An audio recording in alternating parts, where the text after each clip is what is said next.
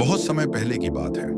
भारत की उसी धरती पर जहां लोग बाहर से कम और भीतर से ज्यादा लड़ाइयां लड़ते थे, जहां इंसान दूसरों के साथ रहते हुए भी खुद से बहुत दूर होता था। उसी समय मगध राज्य के एक छोटे से गांव में एक युवक रहता था, सुवीर। सुवीर बुरा इंसान नहीं था, ईमानदार था, सच्चा था, लेकिन एक कमी थी। वह अपने दम पर जीना नहीं जानता था। उसे हर खुशी के लिए किसी की जरूरत थी, हर दुख के लिए किसी कंधे की तलाश, हर फैसले से पहले किसी की राय। अगर लोग पास होते तो सुवीर को लगता मैं कुछ हूं, और अगर लोग दूर हो जाते तो वही सुवीर खुद को बेकार, अकेला और कमजोर समझने लगता। उसका मन हर वक्त डर से भरा रहता। अगर ये भी छोड़ गए तो, अगर मैं अकेला रह गया तो। वह यह नहीं जानता था कि डर बाहर से नहीं आता, डर भीतर की कमजोरी से पैदा होता है। समय बदला, लोग बदले, और एक एक करके सुवीर के सहारे छिनने लगे। जिन दोस्तों के साथ वह हंसता था वे अपने काम में व्यस्त हो गए। परिवार ने भी साफ कह दिया, हम हर बार तुम्हें संभाल नहीं सकते। उस दिन सुवीर भीड़ में खड़ा होकर भी पूरी तरह अकेला हो गया। रात को वह सो नहीं पाया। मन में सिर्फ एक ही सवाल घूमता रहा, मैंने किसी का बुरा नहीं किया, फिर मुझे ही क्यों छोड़ा जा रहा है। यही सवाल आज लाखों लोग अपने दिल में लिए घूमते हैं। अगली सुबह सुवीर ने सुना कि राजगृह में गौतम बुद्ध आए हुए हैं।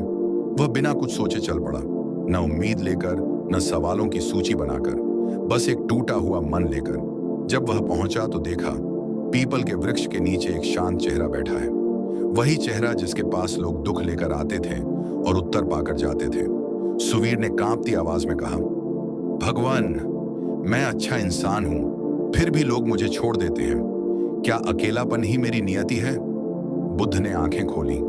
उनकी नजर में करुणा थी, लेकिन शब्दों में सच्चाई। उन्होंने कहा, सुवीर, तुम्हें दुख इस बात का नहीं है कि लोग चले गए। तुम्हें दुख इस बात का है कि तुमने अपना सहारा खुद को नहीं, दूसरों को बना लिया था।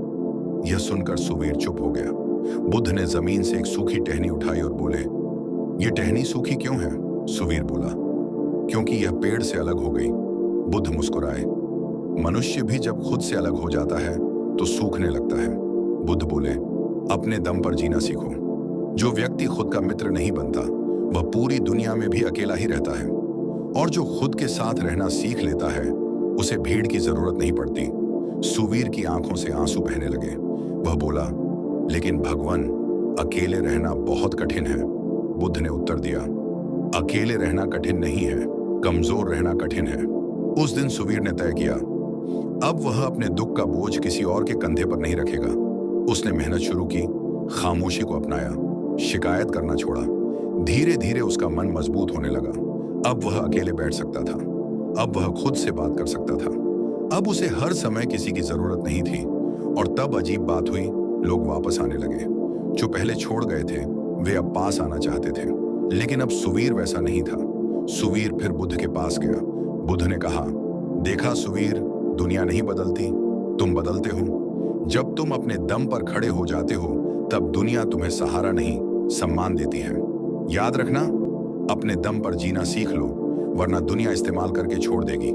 अकेले रहना कमजोरी नहीं है, खुद पर निर्भर होना अहंकार नहीं है। सबसे बड़ा सहारा कोई इंसान नहीं, तुम्हारी अपनी चेतना है। सुवीर बुद्ध की बात सुनकर कुछ देर वहीं बैठा रहा। पीपल के पत्तों की सरसराहट उसके मन की आवाज बन चुकी थी। आज पहली बार उसे लगा कि उसका दुख कोई बाहर की चीज नहीं, बल्कि उसके भीतर पनपी एक आदत है, दूसरों पर टिके रहने की आदत। बुद्ध ने कहा था, जो अपने भीतर ठहर नहीं सकता वह किसी रिश्ते में भी टिक नहीं सकता। ये शब्द सुवीर के मन में गहरे उतर गए। बुद्ध के आश्रम से लौटने के बाद सुवीर की जिंदगी अचानक आसान नहीं हो गई। अकेलापन पहले से भी ज्यादा सामने खड़ा था। रातें लंबी लगती, खामोशी डराने लगी। कई बार मन कहता, चल किसी के पास चल लेते हैं, किसी से बात कर लेते हैं। लेकिन फिर बुद्ध की आवाज मन में गूंजती, खुद से भागने वाला पूरी दुनिया में भटकता है। सुवीर रुक जाता। अब लड़ाई बाहर की नहीं थी, लड़ाई मन से थी। सुबह उठते ही मन कहता, आज भी वही दिन, वही अकेलापन। सुवीर खुद से कहता, नहीं, आज मैं खुद के साथ रहूंगा। वह खेतों में काम करता, हाथ थक जाते पर मन शांत होता। वह शाम को नदी किनारे बैठता, पानी बहता रहता और उसे सिखाता, जो बहना सीख ले वह रुककर सड़ता नहीं। कई बार पुराने चेहरे मन में उभर आते, दोस्तों की हंसी, परिवार की बातें, किसी अपने का साथ। मन भारी हो जाता। एक रात सुबीर रो पड़ा। वह खुद से बोला, क्या गलत था मुझ में? उसी पल बुद्ध की बात याद आई, हर सवाल का जवाब खुद को दोष देने में नहीं होता।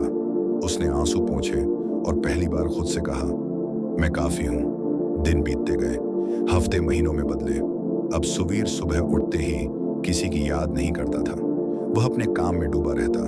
अब उसे हर बात साझा करने की जरूरत नहीं थी। खुशी आई तो वह मुस्कुरा लिया, दुख आया तो वह बैठकर उसे महसूस कर लिया।